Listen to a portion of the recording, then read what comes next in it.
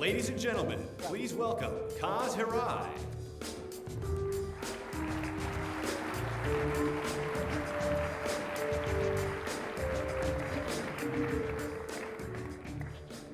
Good morning and welcome to the E3 2004 pre-show festivities. It's great to be here with all of you today as this year marks the 10th year anniversary of E3. It's really hard to believe that 10 years has gone by since the first E3 trade show, and interestingly enough, our history as a company parallels the first show in 1995, as it was there that we debuted the original PlayStation in North America. And E3 remains just as exciting now as it was in years past. As E3 has grown over the years, so has our market. We have reached new heights that no one could have imagined. And even more incredible, we have built this business of massive proportions on a global scale. And as a testament to this reach, Sony Computer Entertainment has shipped more than 170 million units of hardware and more than 1.5 billion units of software, which in my mind is a pretty amazing accomplishment. Looking back, there have been many constants since the beginning of the PlayStation. Great games that capture consumer imagination, competitors entering the market and fading away. But our focus and dedication to this category has been unwavering. A lot has changed too. Games are more legitimate, more relevant. We broke the industry curse by leading in 2 consecutive hardware generations. And PlayStation is now big business and the stakes are even higher. And we have created the first 10-year plus hardware lifecycle to keep up with the ever-changing world of games. Today, we're here to speak to you about how we plan to evolve our business through new dimensions of PlayStation. New dimensions that will continue to propel the industry forward in the right direction and help us manage a healthy platform lifecycle for all. New dimensions that will inspire innovation and allow consumers to really connect with one another through the gaming experience. New dimensions that will take us into the mobile entertainment space for the first time. We have been talking about a bit about the importance of a 10-year hardware lifecycle and why this is essential for the continued health of the industry. But why is this so important? The dynamics of our business have changed, particularly with the advent of new, more powerful hardware technology. The increase in hardware prowess allows for more sophisticated games ultimately, but with a somewhat extended development lifecycle. As consumer tastes have changed, so have their expectations. And we have found that our consumers are spending more time with our type of entertainment, and they are adding more and more titles to their game libraries. So we owe it to the development community and to our consumers to build long, sustainable platform life cycles. Not only do we view this as an imperative for the future and health of our industry, but we also believe it as our responsibility as the platform holder to help bolster continued innovation within each generation. So, where are we on this path to future growth and development? Building a global audience is one area that only our company has been able to do and deliver for our partners. This chart outlines not only where we are with the platform today, but also the shape of our competitors from a worldwide perspective as of the end of March. As of the end of our fiscal year, Sony Computer Entertainment shipped more than 71 million PlayStation 2 units worldwide, which ends up being more than 5 times that of our closest competitor. And we have been fortunate to have software support on PlayStation 2 from day one, which has allowed us to push the limits of the install base, not just here in North America, but in all major markets on a global basis. And within this fiscal year, Sony Computer Entertainment will ship an additional 14.1 million PlayStation 2 units worldwide. More units in 1 year than our competitors' entire installed base. Specifically, in North America, we have seen incredible growth so far, just 42 months into the platform lifecycle. And as you can see from this chart, the total North American household penetration on PlayStation is close to 30% in the 104 months on the market. Through the accelerated growth we have experienced on PlayStation 2, we have been able to hit the 20% household penetration milestone in less than half the time. And this bodes well for the future growth on PlayStation 2 and is even more reason for extending the product's life cycle beyond the conventional period. We believe that the PlayStation 2 has the potential of reaching new audiences that we haven't touched with the original PlayStation. And it is a positive message for the entire industry at large. And even with the accelerated growth on PlayStation 2, it is interesting to know that the demographic base on our two platforms is relatively the same. The age ranges between the two platforms are pretty evenly distributed, but in half the time, PlayStation 2 has reached the same level of user penetration. Considering the fact that we specifically targeted the 18 to 34-year-old audience right out of the gate, one of the things that we have found to be most interesting is the increased growth in the 13 to 17 age range on PlayStation 2.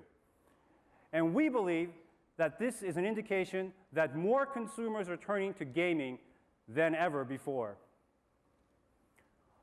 All of this data helps us to really understand our current consumer base, but more importantly, it validates where we want to take the PlayStation 2 platform business now and in the years to come. We view the 2004 opportunity as really the year to cultivate the casual gaming market. Now, let me make the distinction between the mass market and the casual gaming audiences. We know that more than 25 million people have a PlayStation 2 unit in their homes. We consider this the tip of the mass market iceberg. We are now concentrating our efforts on bringing in the casual gamer while still inspiring the core audience that has been with us for years. How do we plan to do this?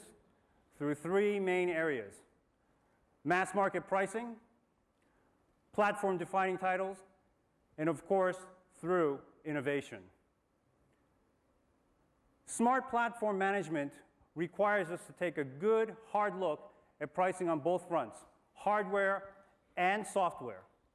And as we continue to view our platform business as having a 10-year minimum life cycle, decisions on pricing, more importantly, especially strategic planning for price reductions. At Sony Computer Entertainment, we manage all hardware development and manufacturing from within. And this allows us to continuously evaluate how and when we can pass on cost efficiencies to the consumer. We launched PlayStation 2 in 2000 at the same price point, $299, as the original PlayStation, which debuted in 1995. Consumers immediately saw increased value in the PlayStation 2 proposition from both a product features and also a pricing standpoint. At $299, we almost sold 10 times the number of PlayStation 2 units versus the original PlayStation. And with this type of growth, we were able to sustain the $299 price point for almost 2 years. At $199, we sold more than 6 times the volume as compared to PlayStation. Although many of our competitors have tried to increase their position against PlayStation 2 solely based on price, we broke new ground, which allows for a lot of flexibility. Instead of pricing ourselves out of the market too early in the life cycle, there is plenty of room for growth as we start expanding our reach into the casual gaming market. Sustaining our hardware price points for longer periods, we demonstrated that we take our role as the industry leader very seriously. And as the main market driver, we know that the health of the business rests on our shoulders. So, now is the time to make the next move towards our end goal. We're here to announce today that effective immediately, PlayStation 2 is now available for $149. This price move impacts both SKUs on the market we have today: the standalone PlayStation 2 package and the PlayStation 2 combo pack, which includes a network adapter and ATV Off-Road Fury 2 along with the hardware. We're supporting our new pricing initiative with heavy marketing support now and throughout the year, beginning with an ad campaign that breaks this week on TV and through national papers. We're really excited about the $149 price point, and I'm sure that the market will respond in kind. It's a very significant move for us. It demonstrates our commitment to continuing the growth on PlayStation 2. But it was also a key milestone on the original PlayStation. And in fact, 90% of the overall volume was achieved after we had hit the $149 price point. I touched on the first essential element required to meet our 2004 goal of tapping into the casual gaming market, pricing. The second is content. The PlayStation platforms have enjoyed the most support of any gaming system in history. Not only have we had the best, most diverse game libraries, but also the best platform games, and the best games have been on the PlayStation. With the advent of CD-based hardware systems, coupled with an aggressive software pricing model that includes our greatest hits line, we have seen more million-selling units games than ever before. To date, on PlayStation, we have 72 million unit sellers in 8.5 years. On PlayStation 2, in just 3.5 years on the market, the million sellers have grown exponentially to 41 titles. This is about 7 times that of our closest competitor. In fact, 11 PlayStation 2 titles are multi-million unit sellers, which is more than the total of million unit selling games on Xbox and GameCube combined. Overall, this demonstrates that our partners not only choose PlayStation 2 as their platform of choice because of our larger user base, but also because it's the platform that offers the most opportunity for financial and commercial success. The forecast for this year's games is brighter than ever. We have a number of big-ticket releases coming in 2004. Not only are we giving consumers something to look forward to through extensions of existing franchises they have come to love, we also have a number of new franchises being introduced into the market. A small sample of titles expected to be big hits on PlayStation 2 are Killzone from Guerrilla Games and Sony Computer Entertainment Europe, Gran Turismo 4 from Polyphony Digital, The Getaway, Black Monday from Sony Computer Entertainment Europe, Metal Gear Solid 3, Snake Eater from Konami, and God of War from Sony Computer Entertainment America, Santa Monica. 2004 is also the year of the platformer. All of the famed platform franchises will be making another appearance this fall, and they include Sly 2, Band of Thieves from Sucker Punch, Jak 3 from Naughty Dog, and Ratchet and Clank Up Your Arsenal from Insomniac Games. And of course, not to be forgotten is the Grand Theft Auto franchise from Rockstar Games. One of the most significant series on PlayStation 2, we are pleased to announce that the next iteration of this franchise, Grand Theft Auto San Andreas, will be coming exclusively to PlayStation 2 this fall. We look forward with great anticipation to hearing more about this product in the months to come.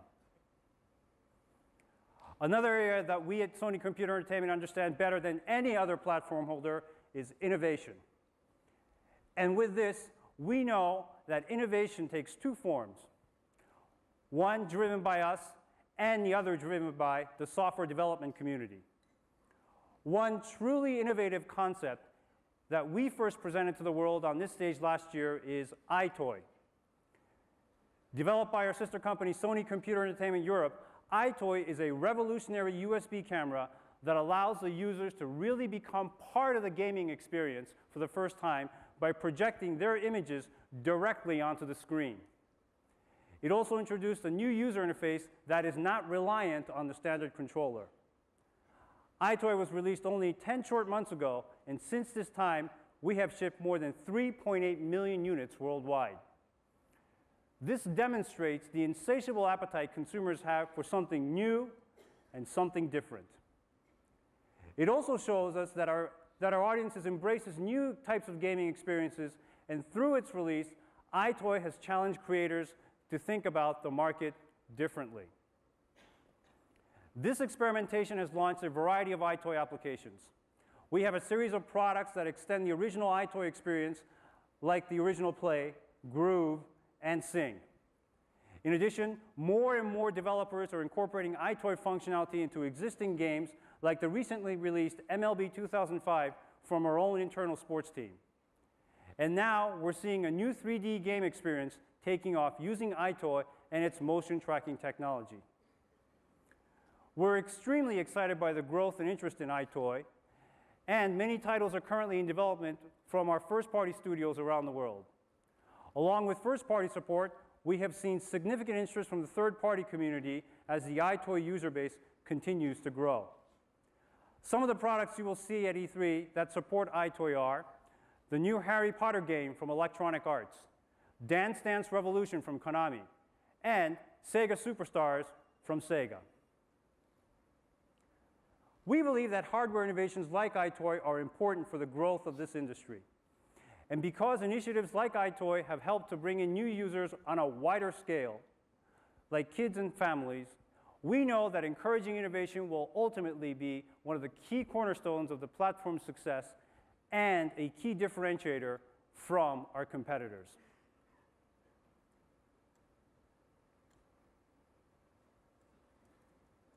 Because of the overall interest in this type of entertainment, online-enabled content is becoming a standard in our industry. This content must keep up with the expanding consumer expectations, and online game development will play a key role in moving from one generation to the next. This includes both the in-home console market and the mobile gaming space. This slide outlines our overall online adoption curve since the introduction of the network adapter in 2002.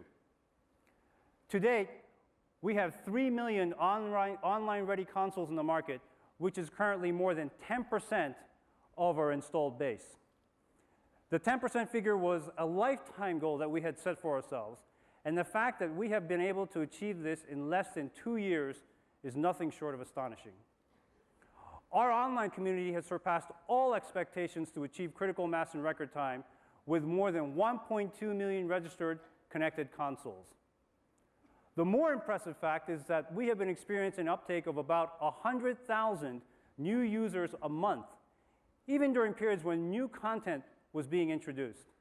And to put this in context, it's like adding a full stadium of people at the Rose Bowl to the PlayStation 2 online community on a monthly basis. These figures lead us to believe that 2004 is a growth year for online gaming on PlayStation 2.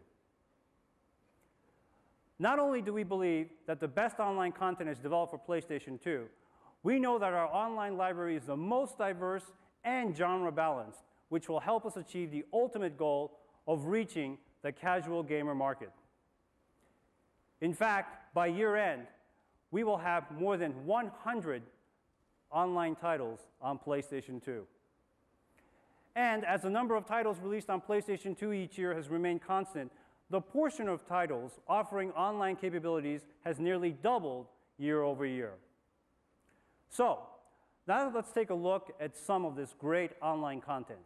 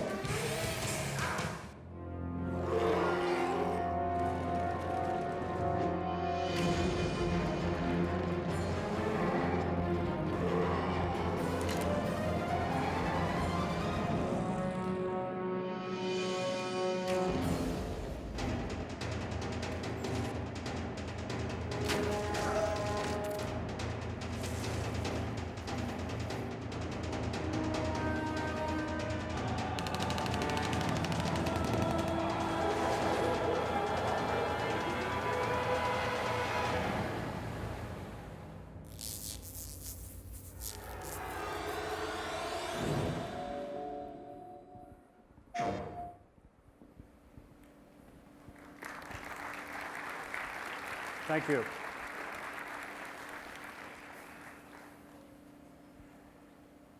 And now it's my pleasure to introduce one of the best developers in the business, with whom we have had the pleasure of working very closely for many, many years.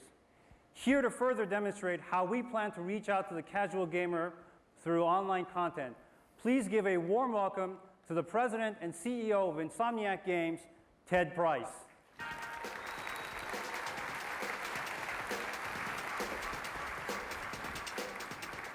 Hey guys, how are you? Great, thank you. Thank you very much, Kaz. And before we get started, I'd like to give you all a quick taste of Ratchet & Clank Up Your Arsenal, the newest in the Ratchet & Clank franchise. Thank you.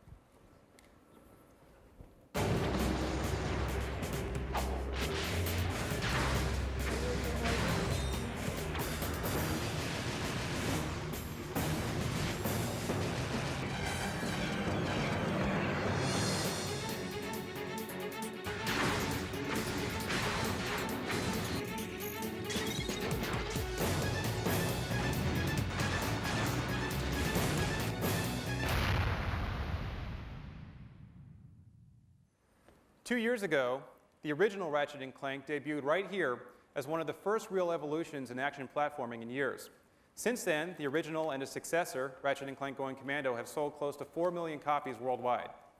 This E3, though, we're showing off what we think is the next step in action platforming. Ratchet & Clank Up Your Arsenal is the first online action platformer for the PlayStation 2. Now, this game is really 2 games in one. It's a huge single-player game, as big as either of its predecessors, and a full-featured online game. Today, I'll be talking about the online features and explaining why we think it will help expand the online market for the PlayStation 2. Now, when we started developing Ratchet & Clank Up Your Arsenal, we had 3 goals. The first was to become an online developer. And now, like most developers out there, we've been developing single-player games since our start 10 years ago. We knew that to compete in today's market, we would have to make the leap to online and do it very quickly. Fortunately, with Sony's help, we were able to do it in a matter of months. Our second goal, create 2 great tastes that taste great together. Chocolate, peanut butter, whoever thought that would work, right? Well, for us, it was online and action platforming. Put them together, create something completely unique. Furthermore, when we started looking at what was out there online, we realized that most of the games are very realistic. Most of the games take themselves really seriously. We asked ourselves, where's the humor in online games? Where are the farm animals? Nobody's doing it. The third goal we had, create more network adopters. Let's broaden the online market by bringing online to a new audience. Consumers who play games like Ratchet & Clank, action platformers, these players are less likely to have made the jump to online than any other market segment. Ratchet & Clank Up Your Arsenal brings these players into the online family. Now let's talk a little bit about the features for Ratchet & Clank Up Your Arsenal. We've got 6 big battlefields, 2 of which we're showing off here at E3. The game is peer-to-peer, and we can play 8 players at a time. For those who don't have network adapters, we also support split screen, so you can play against 3 of your friends at home. Furthermore, we're offering strong community support. We've got a full-featured online lobby with all the bells and whistles you'd expect to see from a dedicated online game. Features like clans, buddy lists, stat tracking, password-protected games. Furthermore, we're also supporting real-time voice chat with the Sony headset. 8 players can be speaking at a time, and we will run at a consistent 60 frames per second. Now, this is a first for the PlayStation 2. Now, as far as the online modes go, we're offering Siege Mode, Capture the Flag, Deathmatch, and in a few seconds, we'll be showing off Siege Mode, where we'll also demonstrate co-op vehicles, destructible environments, and the very cool weapons and gadgets that make up the Ratchet universe. And yes, you can turn your friends into sheep online. So, I would like to start things off by introducing our players, all from Insomniac Games. First, the red team. Brian Hastings, our Vice President of Programming. Scott Reeser, online programmer. Eric Christensen, our Director of Gameplay. And Sam Christensen, online programmer. On the blue team, Brian Allgeier, our Design Director. Corey Stockton, our online designer who kicks my ass every single time I play this game. Eric Ellis, online programmer. and Doug Finch, our QA manager. All right, guys, you set? All right, let's start. Okay, so what we got going on here is red versus blue. Red is trying to take the blue base. Blue is trying to take the red base. Now, we've started the battle in mid-battle because these battles are big and they can take a long time. What they're trying to do right now is take nodes. When you take a node, you actually give your team an advantage because if you die, you can respawn at a node. Furthermore, you can see that we've got vehicles operating here. We've got, let's see over here, we've got guys using the different weapons. We've got different skins going on in the game. This vehicle right here is the hover ship. It's one of our 2 vehicles that we're offering. What's great about the hover ship is that you can take out destructible environments and you can carry passengers. So what he's doing right now, I think, is about to drop off one of his buddies. Actually, he's trying to kill this guy right here. And this player over here has the swing shot. This is a very cool gadget that we offer. It's from the Ratchet & Clank universe. But as you can see, using gadgets in this game is very important. We've got magnet boost, ramps like this that you can walk up and down. This guy is destroying one of our bridges. This gives his team a significant advantage over the other team. Let's see what we also got here. This player here has just taken a node. It looks like he's going to be heading towards the blue base on his own. Now, it's important to remember that you can't take a base yourself. You definitely need friends, but he's going to try to do it anyway. What's important to note about the bases is that they're very well defended. We've got automated turrets, drones, what we call ball bots who will come after you and kill you. And anyway, it looks like the blue team has the advantage here. They have more nodes. Blue team is taking advantage of the red team by trying to snipe them from hidden spots here. Now, the more nodes you get, the more your team has an advantage because the other team will have to be spawned at their base and try to go all the way back to your base. This player right here is trying to turn his friend into a sheep. There we go. The first sheep in the game. If you turn into a sheep, you can actually respawn as a player if you stay away from the other characters. Here we got a character who's who's taking advantage of the magnet boots. One of the great things about using the magnet boots is you can stand on the ceiling and take out the turrets from afar. Let's see. The blue team is trying hard to take the red base, but as you can see, the defenses are pretty tough. These big Gatling guns will take out your health very quickly. This player here, the Ratchet, is using his different weapons. We've got a lot of different weapons that we offer. He's using the N60 machine gun, trying to take out the ball turrets. Now we've got a bunch of red guys here around the blue base who are actually doing a little bit worse than the red guys who are at the blue base.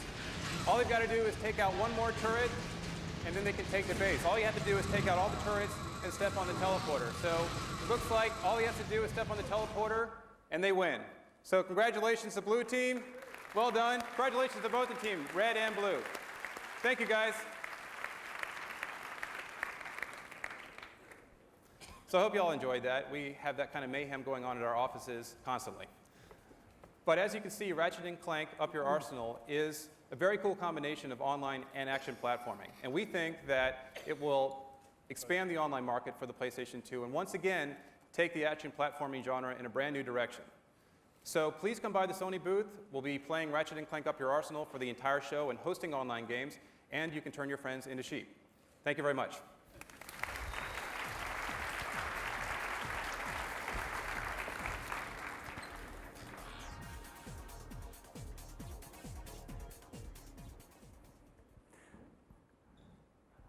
I'd like to thank Ted Price and the folks at Insomniac Games for that great presentation on Ratchet & Clank Up Your Arsenal. In general, we feel that we're headed in the right direction, leading the online gaming charge. And we believe that we have learned a lot along the way. But with anything, we must evolve the experience. Again, we see innovation on 2 fronts, driven by us, the platform holder, and by the creative community. So far, the content is there for users to experience and enjoy, but in general, without the community. Right now, non-revenue generating head-to-head gameplay is the norm, but not for long. We believe that the biggest potential driver for future growth is threefold: community building, commerce, and customization. As we move forward, one thing must remain constant, and that is control.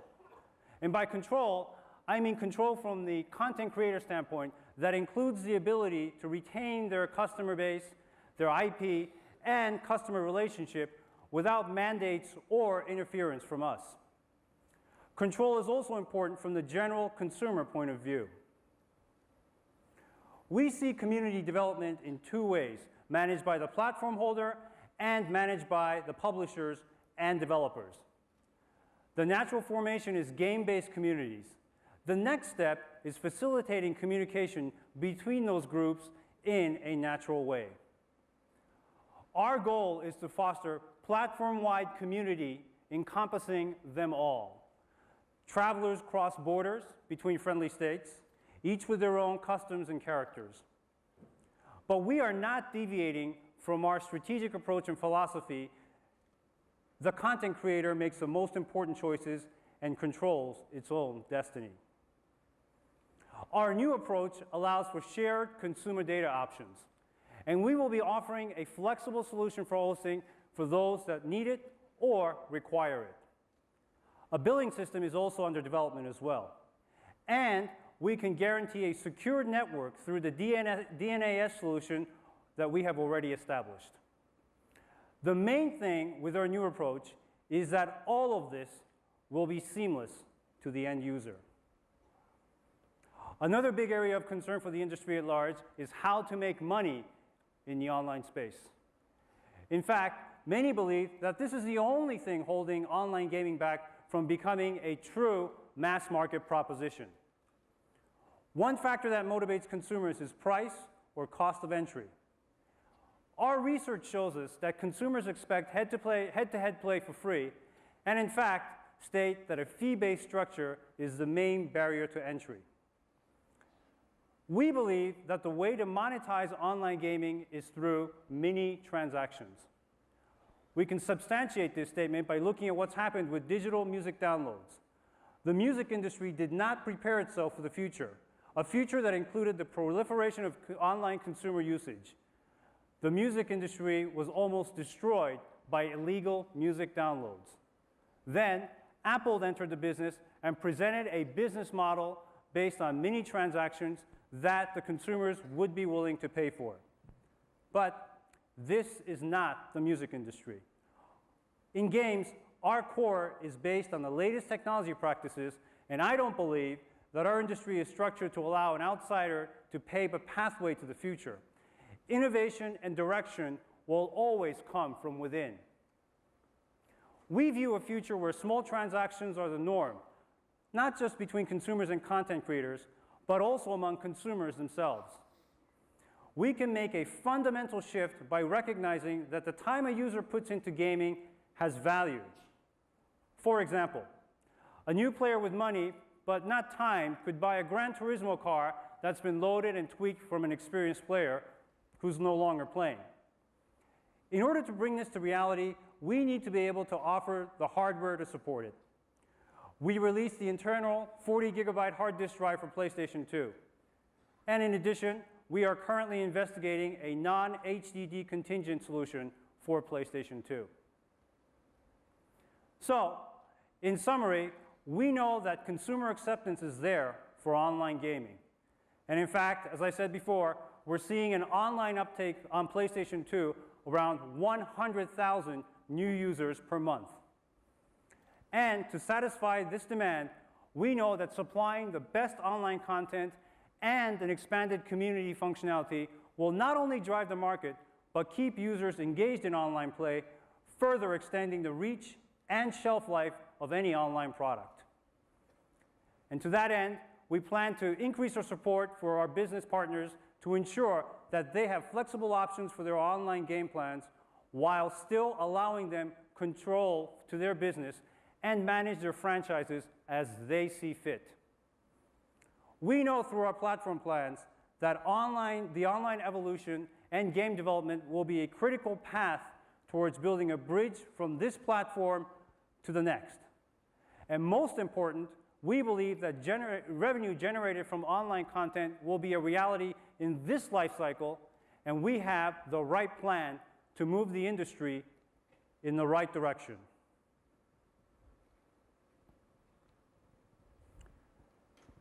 And now, ladies and gentlemen, please welcome the latest addition to the PlayStation family.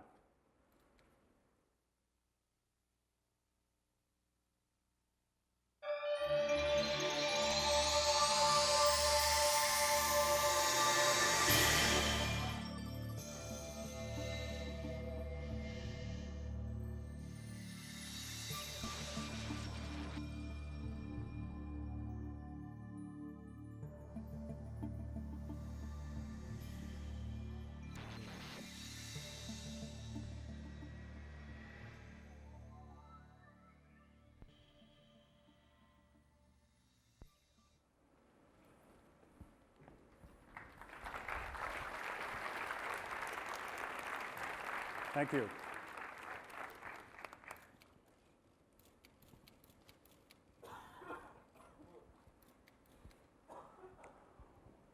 Why is PlayStation Portable so important at this stage in the game? After building tremendous equity in the home console space, we began to look at the mobile market. We waited to introduce a product at the right time, and we believe the timing now is right. The proliferation of mobile devices is at an all-time high. And in fact, many of us carry around more than one device. Today, the worldwide market for mobile devices, whether it be cell phones, digital music devices, productivity tools, and gaming machines, is more than 1.4 billion units worldwide. PlayStation Portable will enter an already crowded space, but one with much growth opportunities. So, what is PlayStation Portable? It is a handheld video game system that offers 3D CG games incorporating high-quality, full-motion video similar to PlayStation 2. PlayStation Portable is as revolutionary as PlayStation, but in different ways. And PlayStation Portable is a brand new format and a brand new business for us. It is a totally new play experience. It incorporates new technologies like curved surfaces and wireless connectivity. It requires new titles design methodologies. It will entice new consumers, perhaps some new to gaming. And it will present new opportunities. PlayStation Portable will allow consumers to enjoy 3D gaming similar to the experience delivered on PlayStation 2. It also has the ability to deliver high-quality movies, music, and video, as well as other forms of digital entertainment content through one central device. It is based on a new optical disc medium developed by Sony called Universal Media Disc, or UMD. It incorporates wireless technology that will allow for new types of consumer interaction while gaming, as well as a multitude of opportunities for downloadable entertainment content, a first in this industry. And all of this is made possible through cutting-edge technologies aimed at helping us explore the future in new ways. The initial target audience for PSP is more reminiscent of our approach in the home console space. We will be looking at a primary target of 18 to 34-year-old males, and those users more apt to embrace new technologies and products early on. This group is one of the largest on PlayStation 2, and we know that they buy more games with more disposable income. The secondary target is the teen market, and this audience is bigger, more diverse, and more complex than ever before. PlayStation Portable is designed to take entertainment on the go. As you can see, it is black with the majority of the real estate taken up by a beautiful LCD display. The product dimensions are 170 millimeters long, 74 millimeters high, and 23 millimeters deep. In total, it weighs 260 grams. And as I mentioned, the screen is one of the product's key features, and it is very different from what is currently on the market. It is 4.3-inch wide TFT LCD widescreen. The aspect ratio is 16:9. This enhances the in-game peripheral vision and enables the same kind of situational awareness one would have on a high-resolution display. One area of some discussion has been the amount of onboard memory, so I am pleased to announce that PlayStation Portable will have 32 megabytes of main memory and 4 megabytes of embedded DRAM. PlayStation Portable has built-in stereo speakers.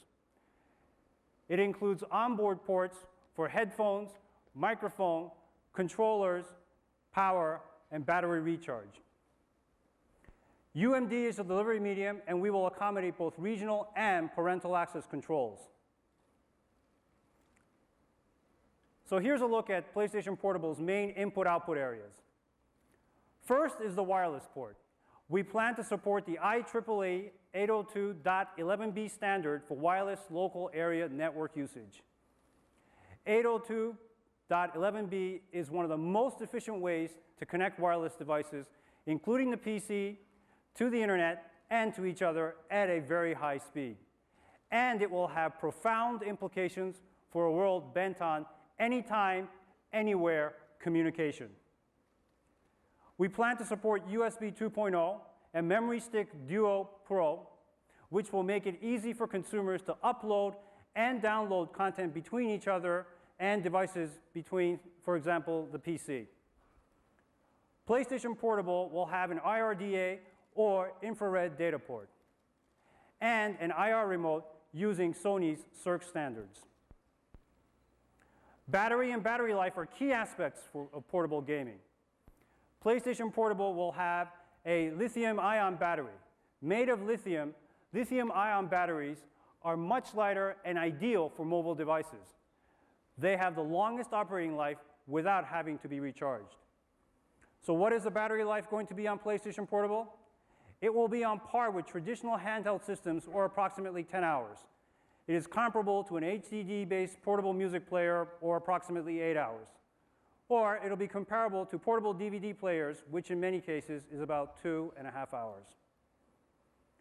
We are planning for a wide range of peripherals for PlayStation Portable. Some you may expect, and other non-conventional items. Some of the standard peripheral plans include a stand, remote controller, headphones, battery pack, carrying case, and of course a strap. Other new items that will be a first on PlayStation Portable are a USB camera, GPS systems, and a keypad, all custom designed for the product. UMD is set to become a new global format, one that can be used in many future products, including PlayStation Portable. UMD is a large capacity optical disc medium specifically designed by Sony with PlayStation Portable in mind. And in fact, its storage capacity is 3 times that of a CD-ROM. This format is the perfect solution to delivering high-quality CD games, movies, music, and many other forms of digital entertainment. It will come with lower manufacturing costs, which will ultimately minimize inventory risk and allow for a more progressive business model. And as with any initiative from Sony Computer Entertainment, games, great games, are viewed as the most important application. This is how we view PlayStation Portable for the very best games, now portable play on the go. The difference that PlayStation Portable makes is now that we have the ability to bring modern 3D console experience to a mobile platform. We're very excited about this opportunity, and this enthusiasm is shared by many in the industry. It was important to make PlayStation Portable very easy to develop for, to encourage the types of support that consumers have come to expect with PlayStation products. The development environment is based on OpenGL-like graphics API and a robust compiler. In the past, we've seen new systems with greater power, but at the price of higher development costs. The opposite is happening with PlayStation Portable. The power and ease of development puts developers in this incredible sweet spot because they are going to be able to deliver true console-like experiences without high-end console development expenses. And because of this, we are seeing a lot of variation in PlayStation Portable games even now. The key product drivers rest in 4 areas. First is the development of original intellectual properties. Second is the extension of existing PlayStation franchises reborn in new and in different ways. The third is the ability to leverage the equity built into PlayStation 2 products for interoperability between our home console and PlayStation Portable. And finally, not to be undervalued, is the advent of wireless gaming and all of the possibilities that this may bring to the market. We view our world as one with a connected future. This includes the ability to connect PlayStation Portable to many other platform devices like PlayStation 2, other PSP units, and the PC. These abilities offer some really exciting possibilities for games and the gaming market. As with our home consoles, we're fortunate to have support from all of the best companies in the business on PlayStation Portable. This includes 34 companies from Japan, like Konami, Capcom, Namco, and Bandai. 24 companies from North America, like Electronic Arts, Activision, THQ, and Take-Two. 31 companies from Europe, like Ubisoft, Atari, and Codemasters. 10 companies from South Korea, like Axis Entertainment and Nexon. And of course, from all of the Sony computer entertainment development studios worldwide. So, let's take a look at some of the fruits of their labor.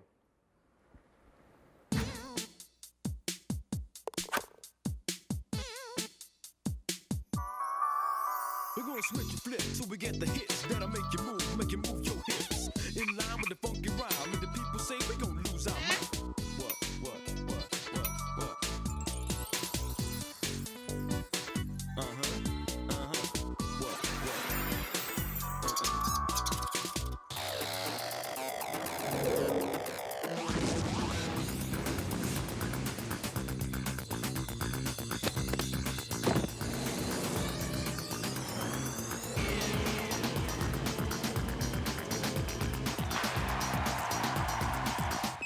Everything is go.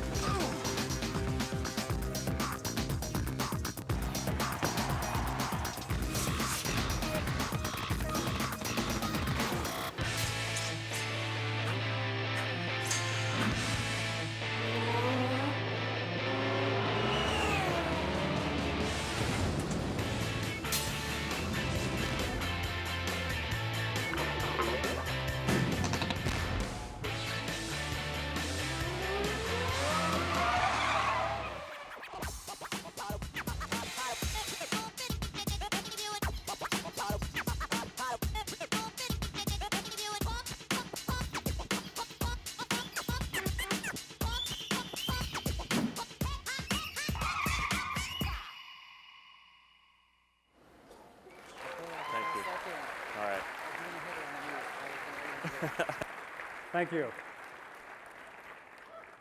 And now, it gives me great pleasure to introduce a man and a business partner from one of the industry's most prominent publishers who has joined us on stage on several occasions in the past. Ladies and gentlemen, please give a warm welcome to the president of Electronic Arts Worldwide Studios, Don Mattrick.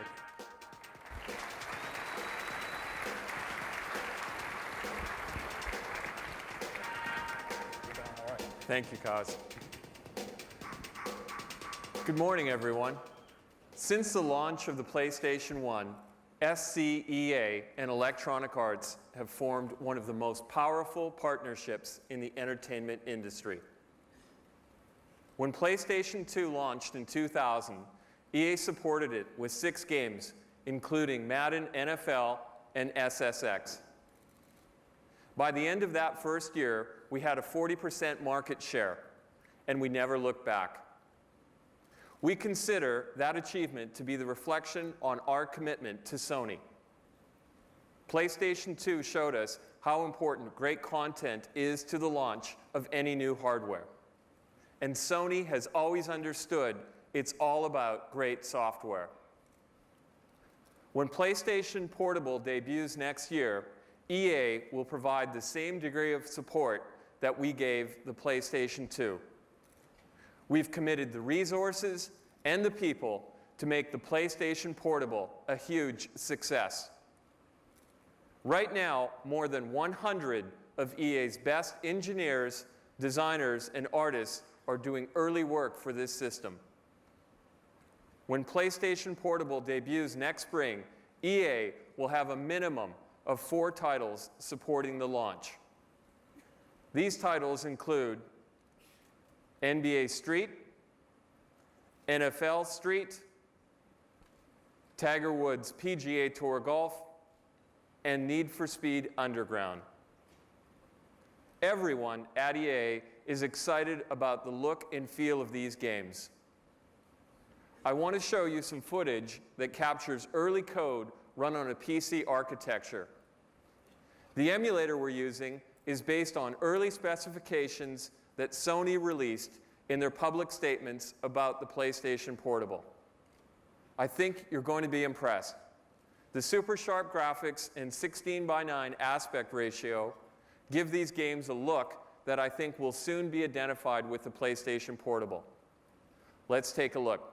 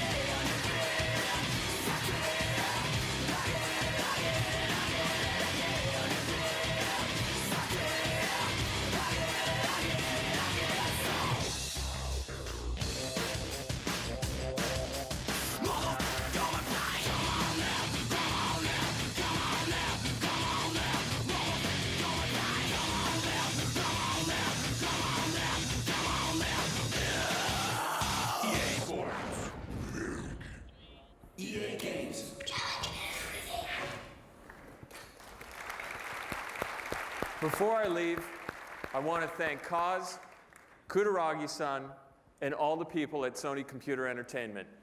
Every year, you make gaming more fun. Thank you, Don. Thank you. Mr. Don Matrick. A special thanks to Don for joining us here today. And we look forward to hearing and seeing all of EA's titles on PlayStation Portable in the very near future. As I mentioned, UMD is a really unique format specifically designed to accommodate digital entertainment needs through PlayStation Portable. We view games as the killer application for this product. But part of the process of establishing a new global format is encouraging support from a variety of entertainment partners. The gaming companies have definitely showed us the way by their overwhelming support for PlayStation Portable. But we have also received interest from other major entertainment partners outside of games that see the overall market potential. This support includes movie studios and music labels. Part of the attraction is their confidence in our ability to make PlayStation Portable a success to the level that we have done with our home consoles. And we have guaranteed an open profile policy and licensee model to encourage their support. And now we would like to show you demonstrations of UMD content from some of our content partners. The first demo comes from our sister company, Sony Pictures Entertainment. You might have heard that they're planning to release a new Spider-Man feature film next month. Here is one of their latest movie trailers for Spider-Man 2 running on PlayStation Portable.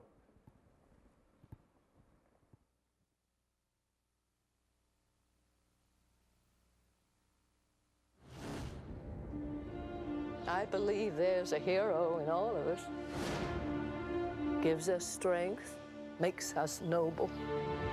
Even though sometimes we have to give up the thing we want the most. Barker! Where you been? Looking for you all morning. You're late. Always late. You're fired. Look at you, Peter. Your grades have been declining. You always appear exhausted. I know, I'm trying. So where you been, pal? You don't return my calls. I've been kind of busy. taking pictures of your friend? Spider-Man killed my father. No matter what I do, Do you love me or not? no matter how hard I try, I want Spider-Man dead. it's the ones I love who will always be the ones who pay. I can't keep thinking about you. I'm getting married. I want a life of my own. I'm Spider-Man. No more. You look different. I let things get in the way before. There was something I thought I had to do. I don't have to. I liked seeing you tonight, Peter. Now on to the main event. Octavius is gonna put Oscorp on the map in a way my father never even dreamed of. Crazy scientist turns himself into some kind of a monster. 4 mechanical arms welded right onto his body. You take Spider-Man's pictures. Where is he? It's taking me off your loyalty to Spider-Man and not to your best friend.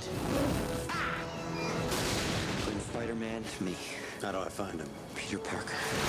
Find Spider-Man, or I'll peel the flesh off her bones. There are bigger things happening here than me and you.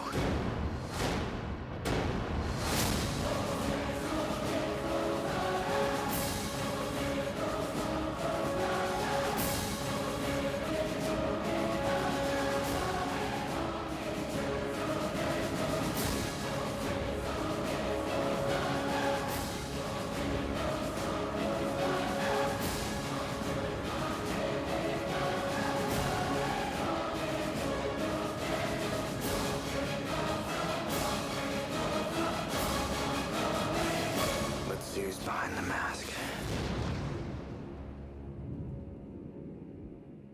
The story continues June 30th. Spider-Man 2, ladies and gentlemen. The next UMD video demo comes from our long-standing partner, Square Enix. Yesterday, Square Enix announced an exciting new development in the world's most powerful franchise, Final Fantasy. Final Fantasy Advent Children is a fully developed visual entertainment sequel to Final Fantasy VII, the seminal 1997 PlayStation hit. Through more than 70 minutes of beautifully crafted content, Final Fantasy Advent Children revisits the universe of memorable characters of Final Fantasy VII 2 years after its dramatic conclusion. Square Enix announced that Final Fantasy Advent Children is coming to DVD, and now we're pleased to have this as part of our UMD video family. So, let's take a sneak peek at Final Fantasy Advent Children.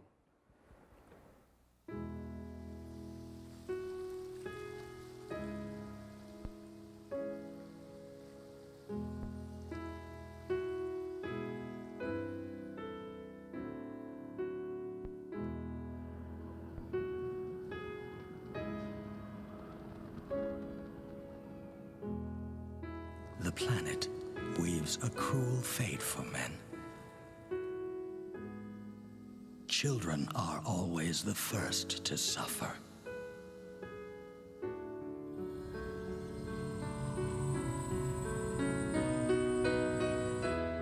Geostigma, Genova, reunion. Children who have lost hope. Respite for the soul. And so he takes sword in hand once again.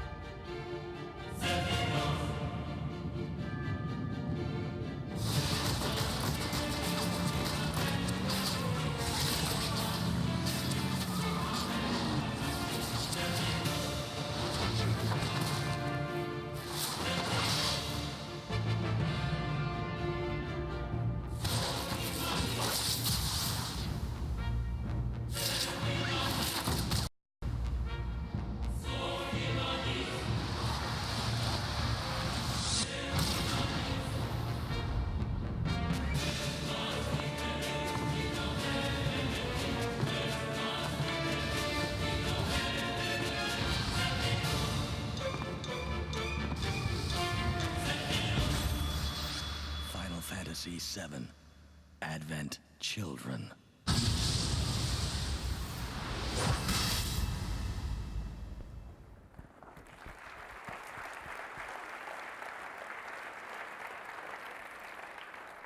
I'd like to thank Square Enix for providing us with this content to share with you all this morning.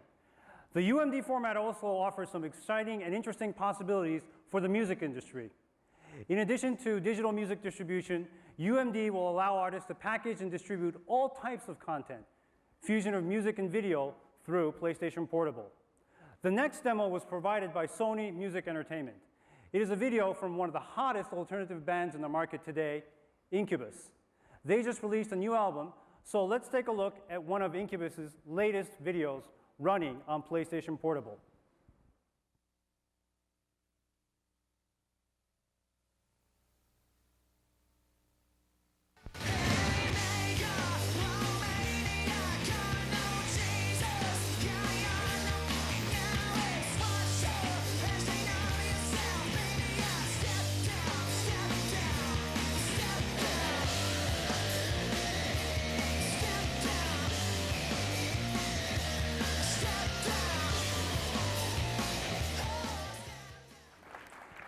Incubus, ladies and gentlemen.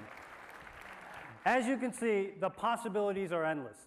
In addition to packaged media, we're also considering extending Sony Connect's digital music service to PlayStation Portable users. Launched last week, Sony Connect will be first available on PlayStation Portable in the United States. Please allow me to extend a special word of thanks to Sony Pictures Entertainment, Square Enix, Sony Music Entertainment, and Incubus for those great demonstrations. The PlayStation Portable release schedule breaks out as follows. Calendar end 2004 target in Japan. Fiscal end release for North America and Europe, or by the end of March 2005, with Korea and other markets thereafter. And we're on track to ship approximately 3 million units of PlayStation Portable by the end of our fiscal year. And for our final segment now, it is my pleasure to introduce my friend and colleague, Chief Technology Officer for Sony Computer Entertainment, Inc., Masa Chatani.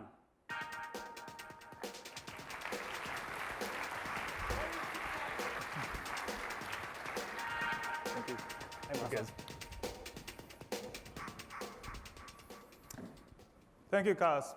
Hi, everyone. I'm Masa Chatani, Chief Technology Officer, Sony Computer Entertainment. I'm very pleased to be here today. In March 2001, IBM, Toshiba, and SE announced the joint development of a super parallel processor for the age of broadband networks. The project is codenamed CEL. Since then, in the design center in Austin, Texas, many architects and engineers have been working hard on day and night to develop innovative CEL processor. CEL processor has burst floating capabilities designed for rapidly increasing computation requirements. Massive data bandwidth is introduced to support huge floating point performance. In addition to this, outstanding performance, parallel processing architecture enables scalable systems for higher performance applications. By bringing supercomputing capabilities to digital entertainment creation, Sony, SE, and IBM believe to innovate digital content entertainment with CEL processor. Today, I am very pleased to announce to you that Sony, SE, and IBM have agreed to develop our CEL processor-based workstation. The workstation will fully use the supercomputing performance of the CEL processor.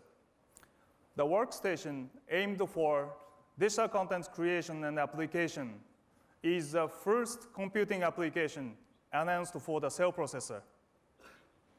Now, let me introduce our key person from IBM, Mr. Bob Hansen. Bob, please stand up.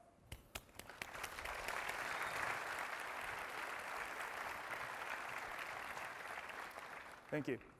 Bob is the project lead of CEL processor-based workstations at IBM since we started this project. IBM, Sony, and SE will continue to work together to keep bringing innovations into the digital content creation.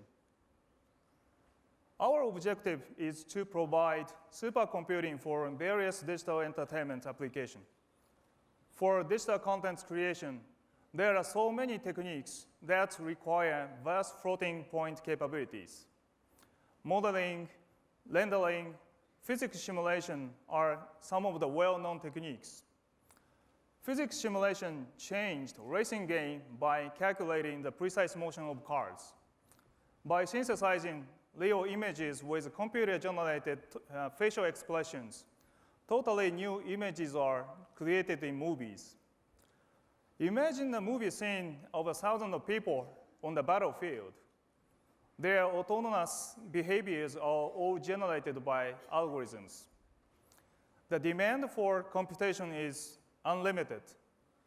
Particularly, demand for floating point capability is skyrocketing, and it will differentiate the quality of the content. For various types of development and techniques shown here, a common development is the most desired by creators. It is essential to integrate various computation on a single workstation. To achieve this goal, our collaboration covers a wide range of content development environment. It is from cell-based hardware, workstation hardware, to application including other layers in between. IBM empowers this project with technology and know-how accumulated over the years in the workstations. IBM is to develop cell processor-based workstations as key systems for digital content creation. Sony SCE will bring our assets and experiences in digital content creation of movies and games. More importantly, Sony and SCE will lead the innovation of the common development environment, including real-time OS, middleware, tools, and applications for digital content creation. Computer-generated images are commonly seen in movies and as well as games. Modeling, animation, character, and scene creation are primary objectives in the creation of computer-generated images. Common development environment running on cell-based workstation offers a flexible and dynamic environment for content creation. The technologies for creating movies and games have become closer. The common development environment with cell-based workstation will benefit the content creators in various stages of development process. In addition to the effectiveness of development, the supercomputing capability to create digital content will push the quality of the content much higher than that of today. In game development, programming, authoring, simulation, and interaction development are the key objectives. Unlike non-real-time content, interaction design, such as control of gameplay, becomes one of the important elements in creating real-time content. For the game development of our next generation entertainment system, SCE will introduce a cell-based game development system. Cell-based game development system will be the main tool for programmers. The system has dedicated architecture for targeted game platform. Cell processor-based workstation shares common development environment with game development systems.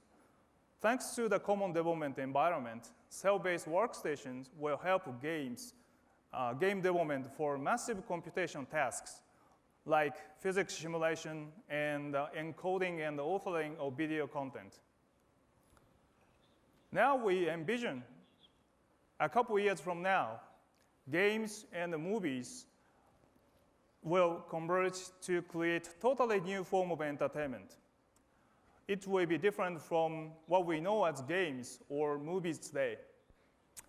When movies and games are created, the data of the world for games and movies are constructed and stored on the cell-based workstation.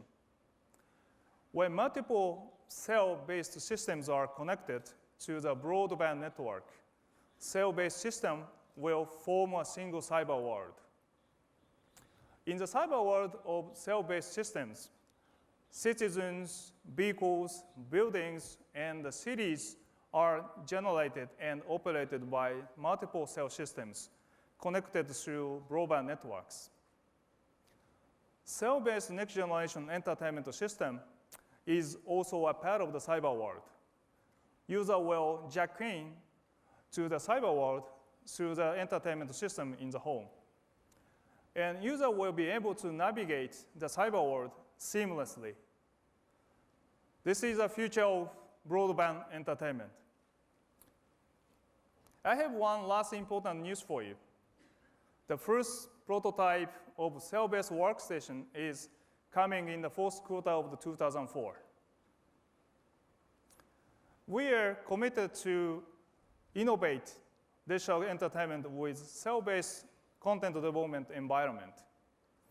Today's announcement is the beginning of a huge paradigm shift triggered by cell processors.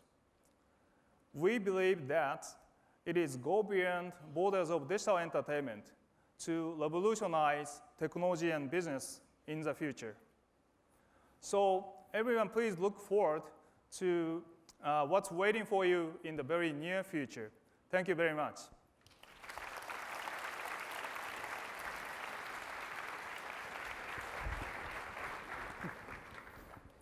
Thank you, Masa. Thank you.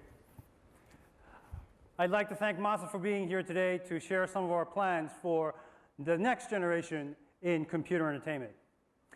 And I would like to thank all of you for joining us here today this morning. As you can see, we have a lot of really new and exciting things in store for the future. But please, don't take my word for it. Please feel free to stop by our booth to experience the new dimensions of PlayStation for yourselves. Thank you, and have a great show.